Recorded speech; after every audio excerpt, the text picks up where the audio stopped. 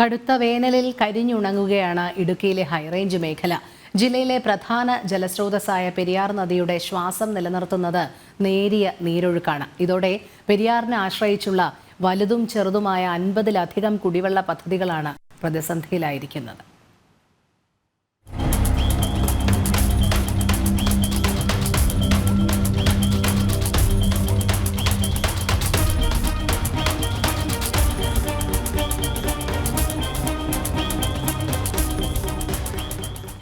മുൻവർഷങ്ങളിൽ നിന്നും വ്യത്യസ്തമായി ഫെബ്രുവരി മാസത്തിൽ തന്നെ ഹൈറേഞ്ച് മേഖല വരൾച്ചയുടെ പിടിയിലായി.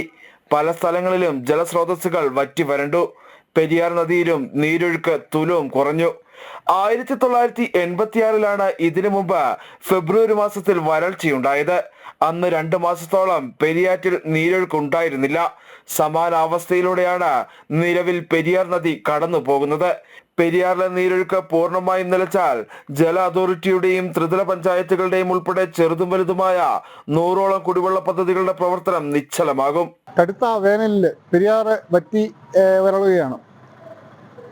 നല്ല മഴയും കാര്യങ്ങളെല്ലാം കിട്ടിയിരുന്നു. പക്ഷേ നല്ല നീരൊഴുക്കൊക്കെ ഉണ്ടായിരുന്നു. പക്ഷെ ഇപ്പോൾ ഒരാഴ്ച കൊണ്ട് വളരെ പെട്ടെന്ന് തന്നെയാണ് പെരിയാർ വരണ്ട് ഉണങ്ങുന്നത്.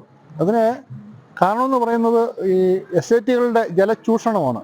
വലിയ മോട്ടറുകൾ വെച്ച് എസ്റ്റേറ്റ് നനയ്ക്കുന്നത് കൊണ്ടാണ് ഇതുപോലുള്ള ഒരു പ്രതിസന്ധി ഇപ്പോൾ ഉണ്ടായിരിക്കുന്നത്.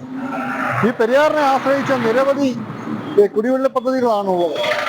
എത്രയും പെട്ടെന്ന് ഈ എസ്റ്റേറ്റ് മുതലാളികളുടെ ഈ ജലചൂഷണം അവസാനിപ്പിച്ചില്ലെങ്കിൽ ഇനിയും പെരിയാർ കൂടുതൽ പറ്റി വരണ്ട് ആൾക്കാർക്ക് ഉപയോഗിക്കാൻ പറ്റാത്ത സാഹചര്യത്തിലേക്ക് എത്തും.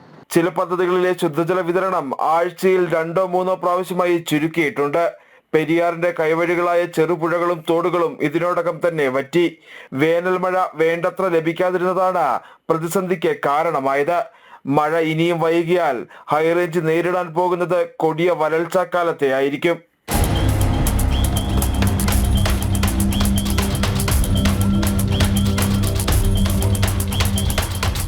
ജനം, ഇടുക്കി.